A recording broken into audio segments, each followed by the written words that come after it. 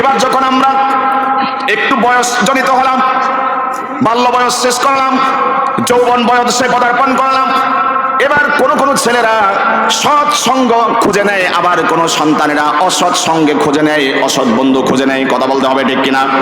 অসৎ বন্ধুর পাল্লায় পড়ে অনেক বন্ধুরা নেশাগ্রস্তর সাথে বন্ধুত্ব করার পরে নিজেও নেশাগ্রস্ত হয়ে যায়। বাস্তবতা আছে না নাই?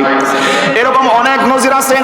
নিজে ভালো মায়ের ভালো বাবার সন্তান খারাপ সন্তানের সাথে মিশার কারণে নিজেও নেশাগ্রস্ত হয়ে গিয়েছে। এভাবে যখন বোঝার পরে মদ পান করেছে, অন্য কোনো মাদকাসক্ত হয়ে গিয়েছে, বিশ্ব নবী বলেছেন ফামান শারিবাহা লাম তুকবাল সালাতুহু 40 ইয়াওমান।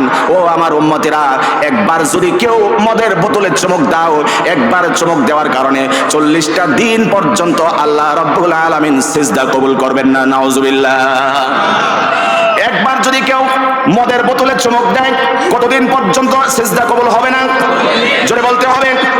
একবার মদ খাওয়ার কারণে আল্লাহ রাব্বুল আলামিনের পয়গম্বর বলে দিলেন লাম তুকবাল সালাতুহু 40 ইয়াওমান, 40 দিন পর্যন্ত বন্দেগী কবুল হবে না, সিজদা কবুল হবে না, নামাজ কবুল হবে না। বিশ্বনবী আরো বলেছেন, কেউ যদি তওবা করে, আল্লাহ রাব্বুল আলামিন মদ খাওয়ার পরে তওবা করলেও তার তওবা কবুল করে গুনাহ মাফ করে দিবেন। সুবহানাল্লাহ বলেন। দ্বিতীয়বার আবারও যদি তওবা ভঙ্গ করে, আবারও মদের বোতলে চুমুক দেয়, আবার যদি তওবা করে, আল্লাহ রাব্বুল আলামিন তার তওবাকে দ্বিতীয়বারও কবুল করবেন। সুবহানাল্লাহ বলেন। তৃতীয়বার আবারও তওবা ভঙ্গ করে দিয়ে বন্ধু বান্ধবের পাল্লায় পড়ে মাদকাসক্ত হয়েছে, মদের বোতলে চুমুক দিয়েছে, বিশ্ব নবী বলেছেন তৃতীয়বার অন্যায় করার পরেও আল্লাহ রাব্বুল আলামিন তওবা কবুল করবেন, গুনাহ মাফ করে দিবেন। সুবহানাল্লাহ বলেন।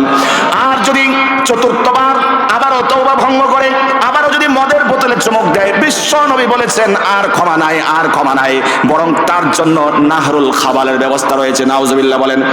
বলা হলো, প্রশ্ন করা হলো, নাহরুল খাবাল কোন জিনিস? খাবাল নামক ঝর্ণাটা এটা কোন জিনিস? বলা হলো, প্রতি উত্তরে বলা হলো খাবাল নামক ঝর্ণা হলো জাহান্নামে যারা যাবে, জাহান্নামের শাস্তি উপভোগ করার কারণে শরীর থেকে রক্ত পুঁজগুলো যে বেয়ে বেয়ে পড়বে, এমন রক্ত পুঁজের ঝর্ণা আল্লাহ রাব্বুল আলামিন জারি করে দিবেন। চতুর্থবার তওবা ভঙ্গ করে যেই লোকটা আবারও মদের বোতলে চুমুক দিল, ওই ব্যক্তিকে জাহান্নামীদের রক্ত পুঁজগুলো পান করানো হবে। নাউজুবিল্লাহ। মনে আছে? আমরা একটা বিষয় নিয়ে আজকে কথা বলি। এক নম্বর বলা হয়েছিল ইন্নামাল খামরু, হে ইমানদারেরা মদ খাইবা না। কেন?